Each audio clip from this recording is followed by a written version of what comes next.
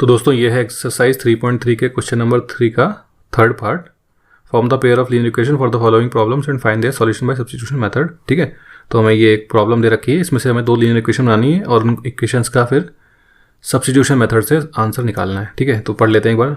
Statement क्या है? The coach of a cricket team buys 7 bats, 7 तो बैट खरीदे, एंड 6 बॉल, 6 बॉल खरीदी। कितने रुपए में? 3800 रुपये में, 3800 रुपये में।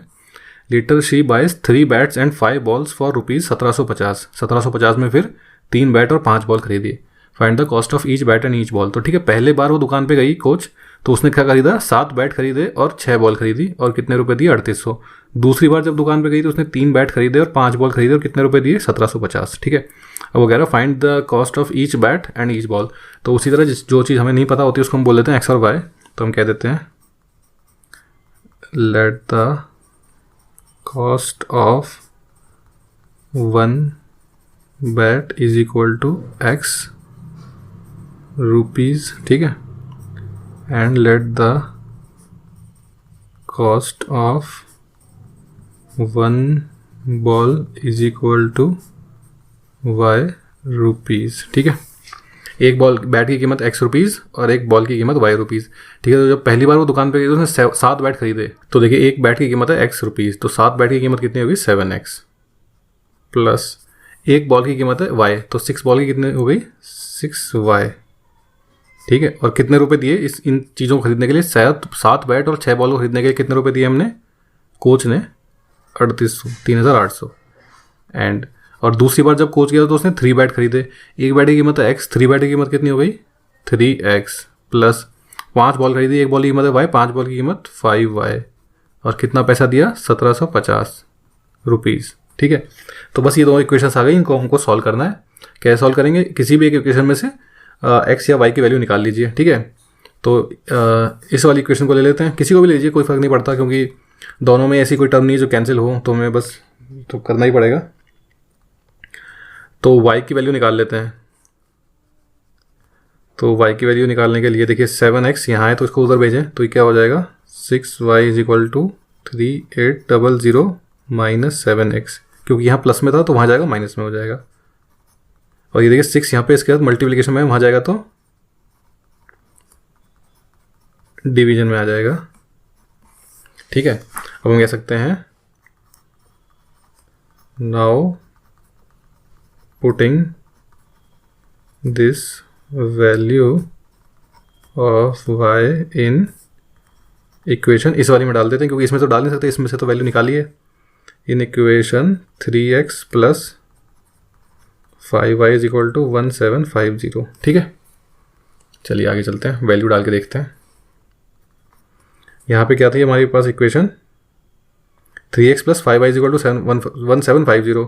तो 3x तो यूँ का यूँ लिख लेंगे प्लस 5, अब y की जगह लिखेंगे 3800 minus 7x divided by 6 is equal to 1750। ठीक है, अब देखिए यहाँ पे डिवीजन में 6 है, तो या तो एलसीएम ले लीजिए या इक्वेशन को दोनों तरफ 6 से मल्टीप्लाई कर दीजिए। दोनों तरफ 6 से मल्टीप्लाई करेंगे तो क्या हो जाएगा? 6 into 3x plus 5 into 3800 minus 7x divided by 6 is equal to 1750 into 6। ठीक है, हम किसी भी नंबर से दोनों तरफ मल्टीप्लाई डिवाइड कुछ भी कर सकते हैं, प्लस माइनस। ठीक है, तो हमने 6 से मल्टीप्लाई कर लिया। क्यों किया? क्योंकि यहाँ पे डिवीजन में 6 था तो मुझे हटाना था। ठीक है, तो अब ये क्या बन जाएगा? देखिए 6 इंटू 3 कितना हो जाएगा? 6 3 जा 18x प्लस, जब ये इससे मल्टीप्लाई होगा तो 6 से 6 कट जाएगा और सिर्फ ये ऊपर वाली टर्म रह जाएगी, क्योंककि नीचे वाली टर्म 6 है वो इस 6 से कट जाएगी, कैंसिल हो जाएगी। तो हमारे पास रह जाएगा सिर्फ 5 इंटू 3800 और माइनस 7x। तो जब आप 5 इंटू 3800 करेंगे तो आपको मिलेगा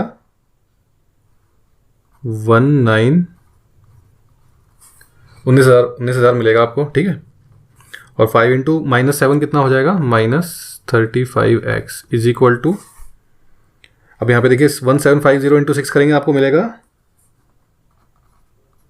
10,500।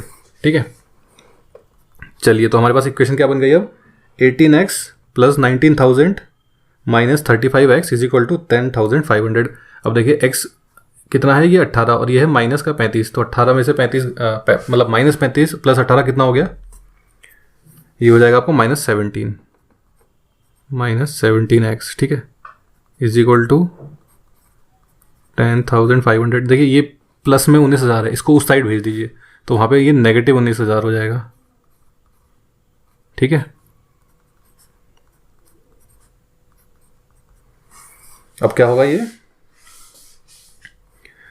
19,000 में से 10,500 गया तो कितने बचेगा, 8,500, ठीक है। माइनस से माइनस काट दीजिए, x की वैल्यू क्या हो जाएगी 8500 डिवाइडेड बाय 17। 17 × 5 कितना होता है 85, ठीक है। तो 7 × 5 तो ये कितना हो जाएगा 500। तो x की वैल्यू क्या आ गई आपके पास 500, ठीक है। अब इस x की वैल्यू को आप इसमें डाल दीजिए y में। Now putting this value of x is equal to 500 in equation, इसमें कौन सी इक्वेशन है वो, y is equal to 3800 - 7x, ठीक है।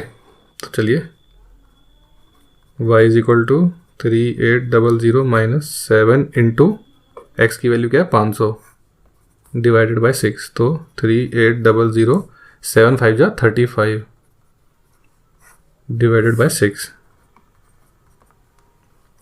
देखिए 3800 में से 35 हो गया तो कितना बचेगा, सिर्फ 300 डिवाइडेड बाय 6, 6 5 जा 30 50, तो y की वैल्यू कितनी आ गई, y इज इक्वल टू 50, ठीक है। तो हम कह सकते हैं hence x is equal to 500 and y is equal to 50 is the solution, ठीक है। और देखिए हमने x क्या लिया था, x थी कॉस्ट ऑफ 1 बेट, ठीक है। तो x थी कॉस्ट ऑफ 1 बेट, तो कॉस्ट ऑफ 1 बेट कितनी हो गई 500 रुपीज़, ठीक है। और कॉस्ट ऑफ 1 बॉल क्या थी y, वो कितनी हो गई 50 रुपये, ठीक है। चाहे तो यहाँ भी लिख सकते हैं x इज इक्वल टू कितना आ गया 500 रुपीज़ हो गया cost of 1 bat, and y is equal to कितना आया 50, वो हो गई कॉस्ट ऑफ 1 बॉल, ठीक है। तो x is equal to 500 and y is equal to 50 is our solution.